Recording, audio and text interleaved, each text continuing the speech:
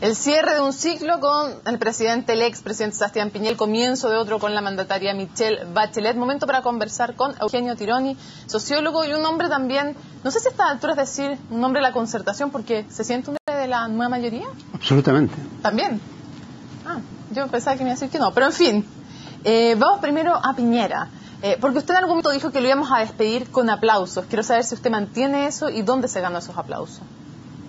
Yo creo que efectivamente lo despedimos con aplausos. Tibio, no demasiado cariñoso, pero aplausos al fin. Aplausos civilizados, más que entusiastas. Pero ¿en qué se lo ganó? En que bueno, en democracia, en que se respetaban los derechos humanos, en que no hubo ninguna señal de repetir prácticas que la derecha toleró o ejercitó durante la dictadura militar, que enfrentó unas protestas masivas, gigantescas, y no hubo un muerto, un herido, ni una víctima fatal que lamentar, y lo que era nada de fácil tampoco. Enfrentó bien lo de La Haya, en un espíritu de unidad nacional. Nos aburrió un poco su verborrea, su hipérbole, su uso de adjetivo. Pero fue un presidente impecablemente democrático que dejó atrás a la derecha pinochetista. ¿Quedó validada la alternancia en el poder en Chile? ¿Dejó de ser tema la posibilidad de ser alternancia en el poder? Yo creo que así como la concertación mostró que podía gobernar en democracia sin destruir la economía, la derecha demostró que puede gobernar en democracia sin destruir la democracia. Y cuando se hablaba mucho al principio del gobierno de Piñera de la nueva derecha, este concepto que por ejemplo Rodrigo Inspeter lo repetía muchísimas veces, ¿logró efectivamente el presidente Piñera fundar una nueva derecha y ser líder? No, él logró destruir la vieja derecha, pero no ha logrado construir una nueva. Lo que existe es solamente Piñera y los Piñera Boys, digamos, sus sectores más íntimos, pero la vieja derecha, como la derecha conservadora o la derecha neoliberal, simplemente quedó pulverizada. Usted dice, no existe mucho más que Piñera y su persona respecto de la derecha o de la centro-derecha. Uno podría decir, si no pasa lo mismo también en el pacto Nueva Mayoría, ¿cuánto hay realmente de un pacto Nueva Mayoría y qué va a pasar si Michelle Bachelet? ¿No estamos frente a algún fenómeno en que se puedan hacer alguna conexión entre ambas cosas? ¿Entre ambos fenómenos? Sí, yo creo que hay mucha simetría entre la figura de Bachelet y de Piñera. O sea, Bachelet aplaudía a ella sí con entusiasmo, pero con una coalición destruida y que fue derrotada en forma vergonzosa y dividida. Piñera más o menos termina igual. Piñera constituye un gobierno con un grupo muy cercano. La presidenta Bachelet hace algo parecido. Pero el mundo de la nueva mayoría, que debo decir que es una obra de ingeniería política mayor, o sea, es formidable, y que es un mérito de los partidos de concertación y de la presidenta Bachelet. Imagínense, una concertación desgastada, destruida, que parecía realmente un dinosaurio, logra abrirse, incorporar no solamente a los comunistas, sino que a los movimientos sociales. Tiene sentado en el Parlamento, gracias a su subsidio, a los principales líderes de la protesta que pareció poner en jaque el sistema hace algunos años atrás. O sea, es una capacidad de absorción de la crítica absolutamente formidable. Bueno, pero además los tiempos corren a favor de ella. O sea, los tiempos son más, si ustedes quieren, menos individualistas, menos economicistas, más latinoamericanistas. Son aires a favor de lo que representa un poco la nueva mayoría. No ocurre lo mismo con la derecha. Okay. Y en estos primeros días de gobierno de una primera gran señal que es el primer discurso de Michelle Bachelet. Comparado este primer discurso de Michelle Bachelet frente a la Plaza de la Constitución con, por ejemplo, el primer discurso de Sebastián Piñera o la lógica retórica de Piñera, ¿cuál es la gran diferencia? Mira, yo creo que hay una cosa en el discurso. Hay una cosa en el discurso, o sea, en la retórica, pero hay otra cosa en la actitud. Yo creo que la actitud más importante es la retórica. Pero vamos primero a la retórica. La retórica es una retórica que ya tiene un sello. Esto se llama diálogo. Esto se llama, como dijo respecto a la Constitución, yo no quiero un proyecto que surja de élites brillantes, sino yo quiero que surja de la participación de la gente. Diálogo. Así que si Piñera representó la llegada de los expertos, la nueva gobernanza, ¿recuerda? Bachelet representa la llegada del diálogo como fundamento del gobierno. Pero diálogo también se podría preguntar entre quiénes. ¿Y por qué se lo pregunto? Porque es un diálogo entre esta líder y el pueblo, entre esta líder y su grupo cercano, porque es un diálogo en realidad entre ella y los que son opositores, cuando ella dice que es diálogo para avanzar en su programa. Es cierto que, a ver, hay señales muy importantes. O sea, digamos, esa conferencia de prensa conjunta, Izaguirre, presidente del Colegio de Profesores, lo del intendente Buenchumí ayer con dirigentes mapuche, ayer que se reúne Arena, el ministro de Hacienda, con la CUT y con la CPC, la ministra del Trabajo con la CUT. O sea, es un despliegue de capacidad de dialogar, de articulación, de integración extraordinario, que no nos recordaba. Yo no creo que nunca un ministro de Educación, desde que volvió la democracia, se reunió con el presidente del Colegio de Profesores antes de asumir. Entonces, en ese sentido, el acercamiento que el comunista de nueva mayoría está dando, dividiendo, no hay ninguna duda. Ahora bien, yo creo que es cierto un poco lo que tú dices de que ahora hay que ver cómo se materializa el diálogo, porque una cosa es hablar de diálogo y otra cosa es ponerlo en práctica. Yo no sé cómo en general los ministros van a tener que ver cómo el diálogo no solamente además es a través de reuniones privadas, es también a través de exponer públicamente sus posiciones, su punto de vista. Y si la retórica es el diálogo, ¿cuál es la actitud de Bachelet que contacta con Piñera? La actitud de Bachelet es una actitud de sencillez, de modestia, de horizontalidad.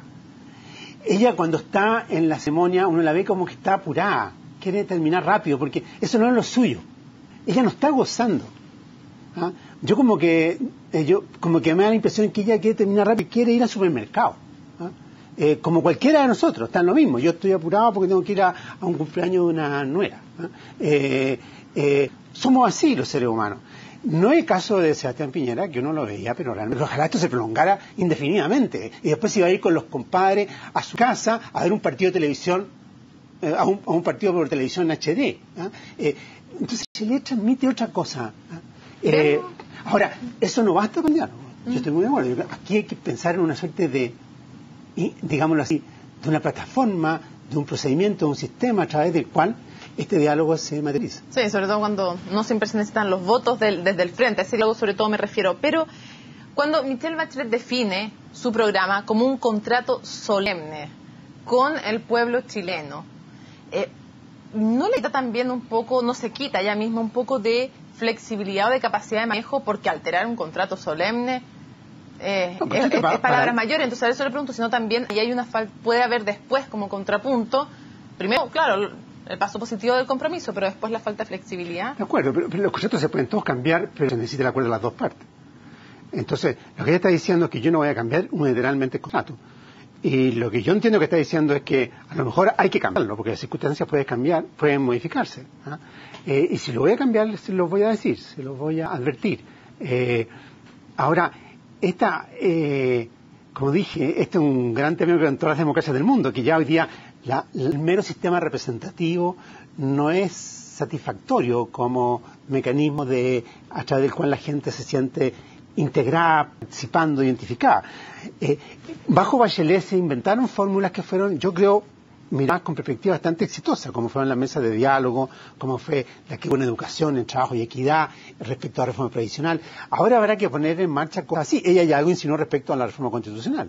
Y eso que se habla de la reforma constitucional, ¿hay realmente un proyecto, un plan que se va a llevar a cabo en algún momento, o sencillamente se está ganando tiempo con una promesa que se sabe que es muy difícil de cumplir? Yo no tengo la más mínima idea porque estoy totalmente fuera de los círculos del gobierno, pero yo supongo que aquí en la cuestión constitucional hay dos dimensiones. Una dimensión legal, que es la menos importante, de que hay que cambiar más, una o dos, tres cosas.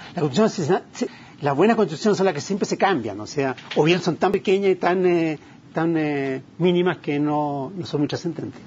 Entonces no está ahí. Lo principal es que la Constitución tiene un déficit de legitimidad. Entonces, es necesario poner en marcha un proceso a través del cual la gente, los chilenos, nos apropiemos de la Constitución. Y eso tiene que ver mucho con ritos, con símbolos, con si ustedes quieren, con suerte de... Y uno se apropia las cosas afectivamente, no racionalmente. Entonces, yo no sé en manos de quién va a estar, cómo se va a organizar, pero me parece que este es un punto bastante crítico que no se ha explicitado por parte del gobierno. En el pasado, la DC tenía poder de veto dentro de la concertación. Habían temas que decía, esto ni siquiera se conversa. Hoy, ¿quién tiene poder de veto en el pacto Nueva Mayoría? Nadie, ¿O lo más cercano a eso? ¿La calle, los estudiantes? Hoy día nadie, porque este es un pacto que reconoce que está en el poder por Michelle Bachelet. Sin ella no estaría. Entonces no hay nadie que pueda ejercer poder de veto. Nosotros no teníamos, digamos así, pocas veces en la historia de Chile hemos tenido un presidente tan poderoso como hoy día es Michelle Bachelet. Y cuando, por ejemplo, por la presión de los estudiantes cae una subsecretaria antes de asumir, ¿eso no es un cierto poder de veto en la práctica? Sí, no sé poder de veto. No, porque si en ese caso le llamamos poder de veto, eso es lo propio de la democracia, en que todas las democracias están nada más salpicadas de escándalos, o de situaciones o de conflictos o de crisis que desembocan en la salida de uno u otro. Entonces no lo llamaría probablemente poder de veto. Yo creo que aquí prácticamente un conflicto que yo no estaba en Chile, pero por lo que he escuchado, un conflicto que derivó en una especie de conflicto familiar, entre una madre y su hijo, o sea, ¿qué es lo que gatilla esto? Entonces no le daría ese significado. Hoy dentro de ese contexto se da el caso de 4 subsecretarios que tienen que renunciar antes de asumir. ¿Cómo ve ese hecho? ¿Hay falta de prolijidad? ¿Hay debilidad al dejarlos caer? ¿Qué hay? No, yo creo que, bueno, obviamente que hay falta de prolijidad, o sea, porque la propia Nueva Mayoría, cuando se encaró al gobierno del presidente Piñera, puso estándares muy exigentes. Y esos estándares tenían que aplicárselos a ella misma, la gente que seleccionaba, y ahí falló, en muchos casos. Pero a mí me parece bien que finalmente la presidenta o los propios subsecretarios que estuvieron envueltos en estos dilemas hayan resuelto salir. Pero no es un error, en dos casos, respaldar primero al subsecretario de parte de la presidenta y después dejarlo caer. Pero que así son las cosas, o sea, digamos, si todas las decisiones fueran tomadas de una vez y para siempre, y fueran todas irreversibles, no avanzaría historia, no avanzaría conocimiento, y si avanzara sería una verdadera lata. O sea, todo es ensayo y error, todo está sometido a la vulnerabilidad humana. Y a mí en ese sentido, si ustedes me ponen en el tema, me gusta admitir el error, me gusta admitir el pecado, me gusta admitir la equivocación. Y efectivamente, un momento lo respaldé, en otro momento rectifiqué y lo cambié. Ya ahí. ¿Y qué? Si esto no es un universo poblado por ángeles. Y los que quieren que sea poblado por ángeles, hay que tener cuidado con ellos, porque ellos son Satanás. Ellos son el demonio. Ujiji Oronis, muchísimas gracias por habernos acompañado en CNN Chile. Ya, pues, gracias.